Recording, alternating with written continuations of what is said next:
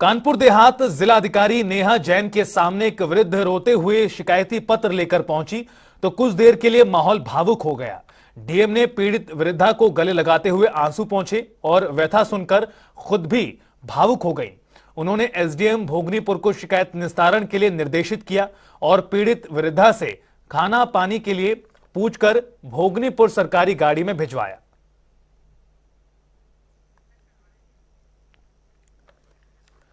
तो आपको बता दें कि काफी भावुक कर देने वाला पल था। दरअसल एक बुजुर्ग महिला पहुंची थी अपनी एक समस्या को लेकर, जिसका निवारण खुद मौके पर किया गया और जो डीएम थी वो खुद भावुक हो गई।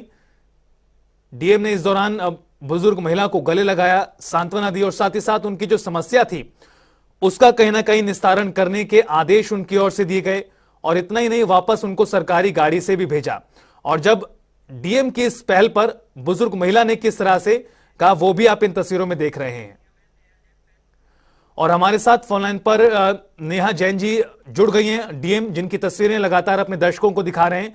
बहुत बहुत शुक्रिया मैम हमारे साथ जुड़ने के लिए और स्वागत है आपका जनता टीवी पर। Thank you. नेहा जैन जी, एक तस्वीर लगातार वायरल हो रही है जिसमें आप एक बुजुर्ग महिला को गले लगा रही हैं। काफी भावुक कर देने वाला भी पल रहा था। क्या समस्या थी और किस तरह से आपने समाधान के लिए कदम उठाया? देखिए, एक्चुअली ऐसा नहीं है कि आज मतलब नॉर्मली जो भी हमारे जनता दर्शन में कोई भी इस टाइप से आता है तो हम लोग इसी प्रकार से ही जन सुनवाई करते हैं। आज चांस की बात है कि वहाँ पे कुछ हमारे पत्रकार साथी भी थे जिनकी बदौलत ये फोटो वायरल हो गई है। ऐसी कोई मंशा नहीं थी कि फोटो वायरल हो।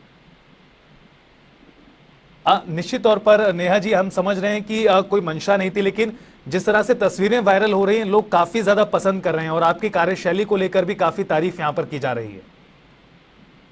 बहुत धन्यवाद। एक बुजुर्ग महिला आई थी जो बहुत अच्छी मतलब स्वाभिमानी लेडी थी, जिससे मुझे लगता है कि हम लोग हर कोई कुछ ना कुछ सीख सकते हैं लाइफ में। क्योंकि वो 77 साल की थी और वो खुद अपने साधन से पैदल चल के आई थी और उनको हम लोग ने पानी पूछा और खाने के लिए पूछा तो उन्होंने बोला कि नहीं बिटिया, मैं अपना पानी और अपनी 2 रोटी लेके आई हूँ कि देर लग जाएगी। और मैंने उनको बोला, उनको कुछ दिक्कत ये थी कि उनकी जो जमीन है उसमें उनका बच्चा जो है वो उसको मतलब नहीं दे रहा था, हक नहीं दे रहा था। तो मैंने कहा लाओ अपने बेटे का नंबर दो तो मैं उनसे बात करती हूँ।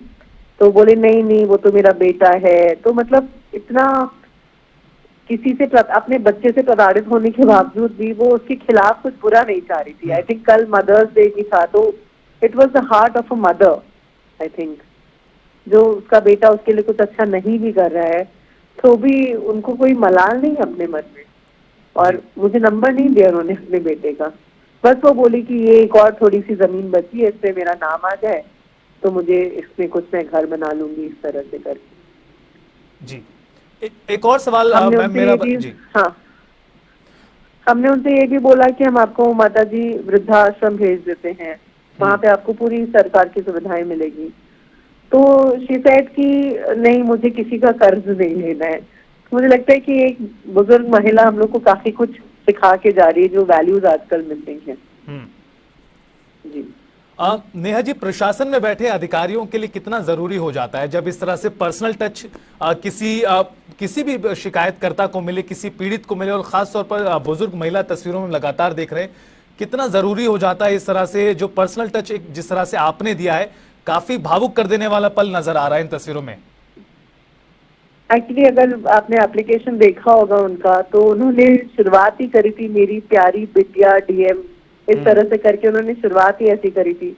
तो उनका जो पत्र ही था वो अपने आप में मतलब मेरे को 2 बार मैंने पढ़ा जी। तो उस तरह से करके हुआ कि वो अपने आप में इतना भावुक कर देने वाला पत्र था। और मैंने पूछा उनसे, माता जी ये पत्र लिखा किसने है? तो उन्होंने बोला कि ये तो बिटिया मैंने लिखा है, मैं 5वीं तक पढ़ी हूँ पर मुझे नॉलेज बहुत है।